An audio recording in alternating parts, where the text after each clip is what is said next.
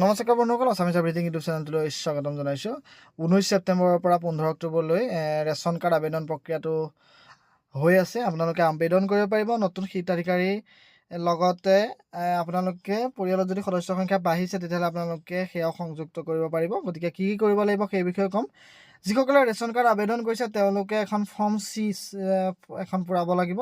সেই চি ফৰ্মখন আপোনালোকে যদি পূৰাই আবেদনৰ লগত গাঁঠি নিদিয়ে তেতিয়াহ'লে আপোনালোকে ৰেচন কাৰ্ডটো নাপাব। সেয়েহে আপোনালোকক এই ভিডিঅ'টো স্কিপ নকৰাকৈ শেষলৈকে চাব। মই কেনেদৰে কি ফৰ্ম পূৰাব লাগিব সকলো অনলাইন এই যি ৱেবছাইট আছে ৱেবছাইটতে এভেইলেবল আছে। ইয়াৰ পৰা আপোনালোকে ডাউনলোড কৰি প্ৰিণ্ট আউট কৰি পেলাই আপোনালোকে ফিল আপ কৰিব লাগিব। আপোনালোকে নিজে এখন বনাই লৈ গ'লে বা নিজে এখন যদি হাতে লিখি লৈ যায় তেতিয়াহ'লে আপোনালোকে ৰেচন কাৰ্ড তেনেদৰে আবেদন কৰিব নোৱাৰিব। গতিকে যদি ভিডিঅ'টো ভাল পায়, ইনফৰ্মেশ্যনটো ভাল পায়, ভিডিঅ'টো লাইক কৰি দিব, শ্বেয়াৰ কৰি দিব, আৰু যদি চেনেলটো ছাবস্ক্ৰাইব কৰা নাই, চেনেলটো প্ৰথমবাৰৰ কাৰণে আহিছে তেতিয়াহ'লে ছাবস্ক্ৰাইব কৰি থৈ যাব এনেকুৱা নতুন নতুন ভিডিঅ'খিনি পাই থাকিবলৈ। এতিয়া কথাটো হৈছে, এইবাৰ নতুন হিতাধিকাৰী 19,92,162জনক সংযোজন কৰিব খাদ্য সুৰক্ষা আইনৰ অধীনত। যি ৰেচন কাৰ্ড আছিলে তাত সেই আবেদন পত্ৰ আপোনালোকে সংশ্লিষ্ট জিলা, মহকুমা, খাদ্য ৰাজহুৱা বিতৰণ তথা গ্ৰাহক পৰিক্ৰমা বিভাগৰ কাৰ্যালয়ত আপোনালোকে উপলব্ধ হ'ব। নহ'লে আপোনালোকে যি মই ডেছক্ৰিপশ্যনত লিংকটো দি দিছোঁ তাৰ পৰা আপোনালোকে ডাউনলোড কৰি প্ৰিণ্ট কৰি ল'ব পাৰে। সকলোৱে স্মাৰ্টফোন আছেই আজিকালি, গতিকে আপোনালোকে ডাউনলোড কৰি প্ৰিণ্ট আউট কৰি ল'ব অফিচত গৈ পেলাই ফৰ্মটো কালেক্ট কৰি অনাতকৈ। তাৰপিছত আপোনালোকে কি লাগিব ডকুমেণ্ট, মই সেই বিষয়ে কোৱাৰ আগত আপোনালোকে কোনে কোনে আবেদন কৰিব পাৰিব সেয়া কৈ দিছোঁ। পৰিয়ালৰ বাৰ্ষিক আয় যিসকলৰ 4 লাখৰ তলত আছে তেওঁলোকে আবেদন কৰিব পাৰিব। 4 লাখৰ ওপৰত থাকিলে কিন্তু নোৱাৰিব।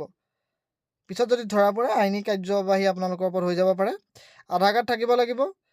তেওঁলোক ভাৰতীয় নাগৰিক হ'ব লাগিব। বাৰ্ষিক আয় 4 লাখৰ টকাৰ তলত, ৰাজ্য চৰকাৰৰ অধীনত মাষ্টাৰ ৰোলৰ কৰ্মচাৰী, দৈনিক মজুৰিপ্ৰাপ্ত কৰ্মচাৰী, কেন্দ্ৰীয় তথা ৰাজ্য চৰকাৰৰ যি অৱসৰপ্ৰাপ্ত চতুৰ্থ বৰ্গৰ কৰ্মচাৰী আৰু ঠিকাভিত্তিক কৰ্মচাৰী যিসকল আছে তেওঁলোকে আবেদন কৰিব পাৰিব। কিন্তু তেওঁলোকৰ যি দৰমহা সেয়া 4 লাখৰ তলত হ'ব লাগিব।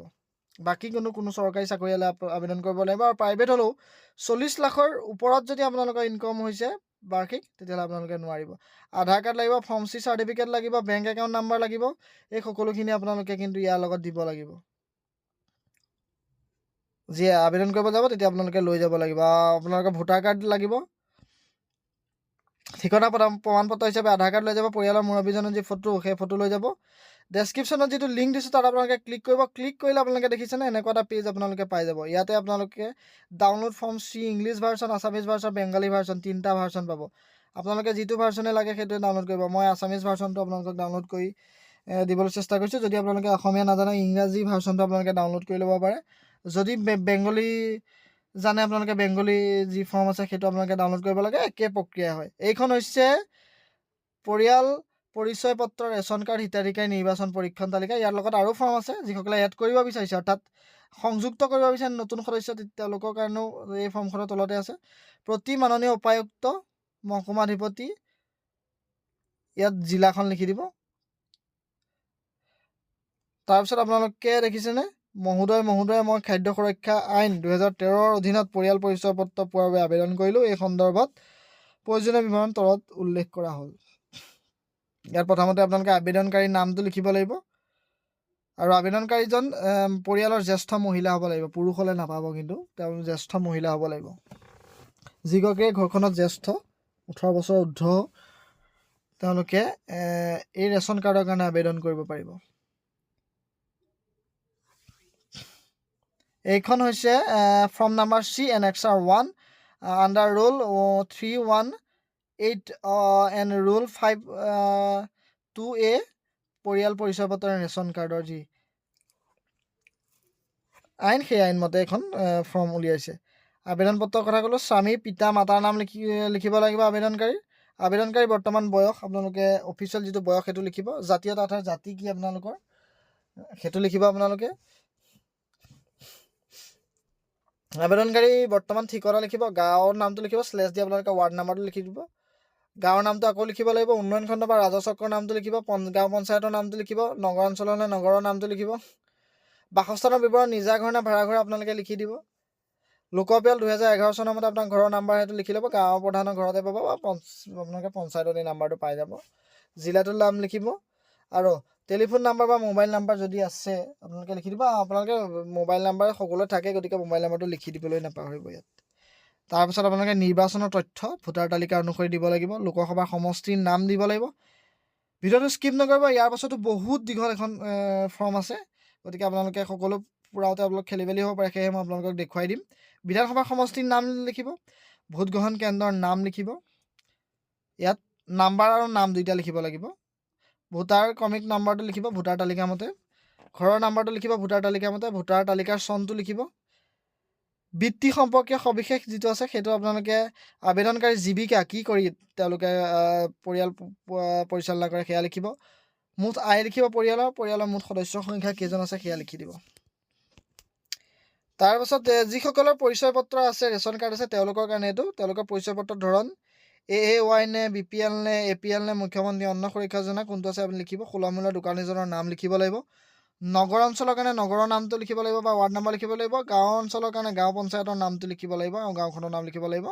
প্ৰপত্ৰ যদি আগতে দাখিল কৰিছে হয় নহয় কৰিব, কিছুমান আগতেই ধৰক ৰেচন কাৰ্ড আবেদন কৰি থৈছে, গতিকে তেওঁলোকে হয় লিখিব, আৰু যিসকলে আগতে কৰা নাই তেওঁলোকে নহয় বুলি লিখিব। তাৰপিছত লিখিব মই শ্ৰীমতী, যিজন আবেদনকাৰী তেখেতৰ নামটো ইয়াত লিখি দিব। লিখি তলতে আপোনালোকে চহী কৰিব লাগিব। যিসকলে চহী কৰিব নাজানে তেওঁলোকে সোঁ হাতৰ যি বুঢ়া আঙুলি, সেই বুঢ়া আঙুলিৰ চাপটো ইয়াত দিব লাগিব। চহী নমৰাকৈ কিন্তু এইখন আপোনালোকে জমা নিদিব। মই ভাবিছোঁ এইডোখৰলৈকে আপোনালোকে ফৰ্মখন বুজি পালে। ইয়াৰ পাছৰ পৰ্যায়লৈ মই যাম ফৰ্মখন। এইখিনিতে কৈছোঁ, যদি চেনেলটোত নতুন আপোনালোকে ছাবস্ক্ৰাইব কৰি দিবলৈ নাপাহৰিব, আৰু ভিডিঅ'টো যদি ভাল পাইছে শ্বেয়াৰ কৰি দিব। তাৰপিছত আপোনালোকে নথি সংলগ্ন কি কৰিব লাগিব, যিখন নতুনকৈ আবেদন কৰিছে তেওঁলোকে পূৰ্ণ কৰা প্ৰপত্ৰ এইখন যিখন এতিয়ালৈকে সেইখন আপোনালোকে জমা দিব লাগিব। আৰু যিসকলে পৰিয়াল পৰিচয় পত্ৰ আছে তেওঁলোকে আকৌ যদি আবেদন কৰিছে, ধৰক কিছুমানে BPL কাৰ্ড আবেদন কৰে, তেওঁলোকে আগতে এপ্লাই কৰা যিটো নথি সেইটো দিব লাগিব।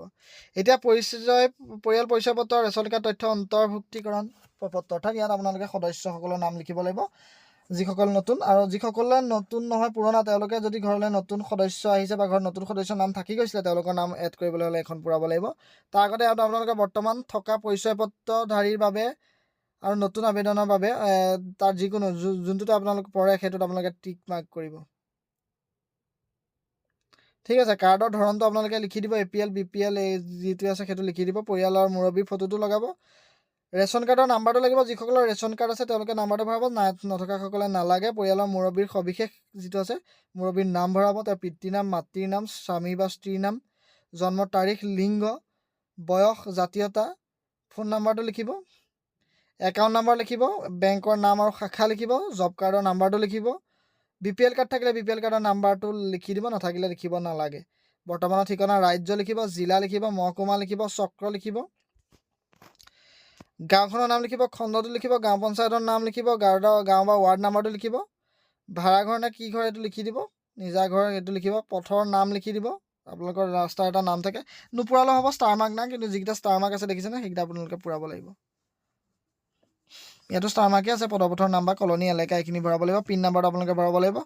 লোকপ্ৰিয় অনুসৰি গৃহৰ নম্বৰটো আপোনালোকে ভৰাব লাগিব। এইখন কিন্তু ফৰ্মটো এক্সট্ৰা, এইখন এক্সট্ৰা, একেলগে মানে প্ৰিণ্ট কৰি দিলে কেইবাখনো ফৰ্ম আহিব। আচলতে এইখনো আপোনালোকে পূৰাই দিবই লাগিব ফৰ্মৰ লগত। এইখনৰ মতে আপোনালোকে এডো কৰিব পাৰে। এইখিনি মই আপোনালোকক কৈ দিছোঁ। নিৰ্বাচনী তথ্য আপোনালোকে পুনৰ এইখনত আকৌ পূৰাব লাগিব। লোকসভা সমষ্টিৰ নাম লিখিব লাগিব। নতুন যি সমষ্টি নিৰ্ধাৰণ সেইমতে আপোনালোকে পূৰাবলৈ চেষ্টা কৰিব, পুৰণাখন নিদিব, ৰিজেক্ট হৈ যাব পাৰে। এই যি ফৰ্ম আৰু ফৰ্মৰ যিখন এখন পৰিয়াল পৰিচয় পত্ৰ, ৰেচন কাৰ্ড অন্তৰ্ভুক্তি তথ্য, এই দুইখন আপোনালোকে একেলগে কিন্তু দিব লাগিব। আৰু যিসকলে নতুনকৈ আবেদন কৰা নাই তেওঁলোকে ফৰ্ম টো নিদিলেও হ'ব, তেওঁলোকে অকল যি অন্তৰ্ভুক্তি তালিকা সেইখন দিলেও হ'ব। আৰু যিসকলৰ ৰেচন কাৰ্ড কাট খাই গৈছিলে চাকৰি কাৰ্যকালত, তেওঁলোকে এখন আবেদন কৰিব পাৰিব যদি তেওঁলোকৰ ইনকম যি বছৰেকীয়া ইনকমটো 4 লাখৰ তলত আছে, তেওঁলোকেও কৰিব পাৰিব। এতিয়া এই ফৰ্মখনত আপোনালোকে আৰু কি পূৰাব লাগিব মই সেই কৈ দিছোঁ। আপোনালোকে ঘৰ নম্বৰলৈকে পূৰালে স্থায়ী ঠিকনা আপোনালোকে দিব লাগিব। স্থায়ী ঠিকনা আৰু অস্থায়ী ঠিকনা আপোনালোকে দুইটা ভৰাব লাগিব। স্থায়ী ঠিকনা আপোনালোকৰ কি আছে, ৰাজ্য, জিলা, মহকুমা, চক্ৰ, গাঁৱৰ নাম, খণ্ডৰ নাম, পঞ্চায়তৰ নাম, ৱাৰ্ড নাম্বাৰ এইখিনি ভৰাব লাগিব। কলনীৰ নাম লিখিব লাগিব। পিন নাম্বাৰ, জীৱিকাৰ সবিশেষ, জীৱিকা কি জীৱিকা কৰে সেয়া ভৰাব লাগিব। সেইখিনি ভৰোৱাৰ পিছত আপোনালোকে গেছ এজেঞ্চিৰ নাম, গ্ৰাহকৰ নম্বৰ, কি গেছ ব্যৱহাৰ কৰে এইখিনি আপোনালোকে ভৰাব লাগিব ইয়াত। গেছ সংযোগ আছেনে নাই সেয়া লিখিব, কি গেছ ব্যৱহাৰ কৰে, ইণ্ডেন নে ধৰক HP হওক, এইখিনি আপোনালোকে ইয়াত লিখিব লাগিব। লিখাৰ পাছত আপোনালোকে তলৰ ষ্টেপলৈ পৰিয়াল 4 নম্বৰ যিটো অপশ্যন আছে, পৰিয়াল পৰিচয় পত্ৰ বা ৰেচন কাৰ্ড থকাসকলৰ বাবে তেওঁলোকে দোকানৰ নাম, দোকানীৰ নাম, ৱাৰ্ড, গাঁও পঞ্চায়তৰ নাম এইখিনি থাকিব, লিখিব লাগিব। এতিয়া ডকুমেণ্ট কি কি দিব লাগিব, আপোনালোকে যিসকলে নতুনকৈ ৰেচন কাৰ্ড আবেদন কৰিছে সেইসকলৰ আগত মই কৈ দিছোঁ, যিসকলে এড কৰিব সেইসকলে মানে অৰ্থাৎ মেম্বাৰ এড কৰিব, তেওঁলোকে ৰেচন কাৰ্ডটোত টিক মাৰ্ক দিব, ৰেচন কাৰ্ড আছে বুলি। পৰিয়াল সদস্যৰ সবিশেষ পৰিস্থিতি সেয়া আপোনালোকে দিব লাগিব। নৱজাতকৰ জন্ম প্ৰমাণ পত্ৰ ইয়াত দিব লাগিব। আৰু যিসকলে নতুনকৈ আবেদন কৰিছে তেওঁলোকে কি কৰিব লাগিব, আবেদনকাৰী জন্মস্থানৰ সবিশেষ দিব লাগিব, ৰাজ্য, জিলা, মহকুমা, চক্ৰ, গাঁও, খণ্ড, গাঁও পঞ্চায়ত, ৱাৰ্ড, গাঁও, ৱাৰ্ড এইটো দিব লাগিব। দি পেলাই চহী কৰিব লাগিব তলত, ঠিক আছে। পৰিয়াল সদস্যৰ সবিশেষ পৰিস্থিতি একত দিব। এইখন গোটেইখন দিয়াৰ লগে লগে লাষ্টত এটা ফৰ্ম ডাউনলোড হ'ব, তাত আপোনালোকে গোটেই ডিটেইলছটো দিব লাগে। নাবালক সদস্যৰ জন্ম প্ৰমাণ পত্ৰ দিব লাগিব, 10 বছৰ তলৰ হ'লে, ওপৰ হ'লে আধাৰ কাৰ্ড দিব লাগিব। ভোটাৰ তালিকাৰ লিষ্টখন আপোনালোকে দিব লাগিব। যিটো খাজানা দিয়া ৰিচিট সেইটো দিব লাগিব। আপোনালোকে খাজানা অনলাইন দিব লাগে আপোনালোকে, তাৰ ভিডিঅ' মই ডেছক্ৰিপশ্যনত দি দিছোঁ, আপোনালোকে চাই ল'ব কেনেকৈ দিব লাগে। তাৰপাছত আপোনালোকৰ যদি আগতে কাৰ্ড পত্ৰ নথকা প্ৰমাণ পত্ৰ দিব লাগিব সেইখন আপোনালোকে যি আপোনালোকৰ ওচৰৰ দোকান আছে সুলভ মূল্য তাৰ পৰা আপোনালোকে লিখাই ল'ব লাগিব। তাৰপিছত আপোনালোকে ইয়াত লিখিব লাগিব মই শ্ৰীমতী, নিজৰ নামটো লিখিব, লিখি পেলাই আপোনালোকে ডিটেইলছটো পঢ়ি চাব, পঢ়ি পেলাই আপোনালোকে ইয়াত চহী কৰি দিব লাগিব। তাৰপিছত আপোনালোকে এখন প্ৰাপ্তি স্বীকাৰ দিব, প্ৰাপ্তি স্বীকাৰ দেখিছেনে আপোনালোকে, শ্ৰীমতী ইয়াত নামটো লিখিব লাগিব। তাৰপিছত আপোনালোকে যিটো ফটো আছে ফটো লগাই দিব, তেওঁলোকে এই গোটেই ডিটেইলছখিনি, এইটো অফিচিয়েল ইউজ হয়, এইটো আপোনালোকে পূৰাব। এনেদৰে আপোনালোকৰ গোটেইখিনি পূৰাই দিব, পূৰাই আপোনালোকৰ টিক মাৰ্ক দিব, টিক মাৰ্ক দি প্ৰাপ্তি নম্বৰ দিব, প্ৰাপ্তিৰ তাৰিখ দিব, তাৰিখ দি চহী কৰিব। লগত দেখিছেনে এই লাষ্টত যিখন মই ফৰ্মৰ কথা কৈছোঁ, সেই ফৰ্মখন আপোনালোকে যেতিয়া ডাউনলোড কৰিব, এই লাষ্টৰ যিটো হেৰি আছে সেইটো আপোনালোকে কিন্তু ফিল আপ কৰি দিব লাগিব। ফটো দিব লাগিব, পৰিয়ালৰ সদস্যৰ নাম, বয়স, পিতৃৰ নাম, মাতৃৰ নাম, স্বামীৰ নাম, আবেদনকাৰীৰ সৈতে বয়স কি, সম্পৰ্ক কি, ঘৰৰ নাম্বাৰ, এই সকলোখিনি ডিটেইলছ দি পেলাই এই ফৰ্মখন আপোনালোকে ফিল আপ কৰি এই গোটেই যিটো PDF সেই PDFটো যেতিয়া প্ৰিণ্ট কৰিব, যিমানখিনি ফৰ্ম আছে লাষ্টলৈকে সকলোখিনি আপোনালোকে দিব লাগিব। মাত্ৰ যিটো লিখা আছে কাৰ্যালয় ব্যৱহাৰৰ কাৰণে সেইটো আপোনালোকে ফিল আপ কৰিব নালাগে, গোটেইখিনি ফিল আপ কৰি আপোনালোকে জমা কৰিব লাগিব। গাঁও অঞ্চলৰ নিজৰ যি গাঁও পঞ্চায়তৰ কাৰ্যালয়, চহৰ অঞ্চলত সংশ্লিষ্ট পৌৰসভাত দিব পাৰিব, নহ'লে আপোনালোকে জিলা বা মহকুমা খাদ্য ৰাজহুৱা বিতৰণ আৰু গ্ৰাহক পৰিক্ৰমা বিভাগৰ যি কাৰ্যালয় সেই কাৰ্যালয়ত আপোনালোকে দিব পাৰিব। গতিকে আশা কৰিছোঁ ভিডিঅ'টো চাই ভাল পালে, ভিডিঅ'টো লাইক কৰি দিব, শ্বেয়াৰ কৰি দিব, আৰু যদি চেনেলটো ছাবস্ক্ৰাইব কৰা নাই ছাবস্ক্ৰাইব কৰি দিবলৈ নাপাহৰিব। লগতে কমেণ্ট বক্সত আপোনালোকে যদি কিবা অসুবিধা হয় ফৰ্মখন পূৰাওঁতে আপোনালোকে কমেণ্ট দি সুধিব পাৰে, মই সকলোৰে ৰিপ্লাই দিবলৈ চেষ্টা কৰিম, নহ'লে সকলোৰে কমেণ্টখিনিৰ ওপৰত এটা ভিডিঅ' যোগেদি আনচাৰ দিবলৈ চেষ্টা কৰিম। আজিলৈ ধন্যবাদ।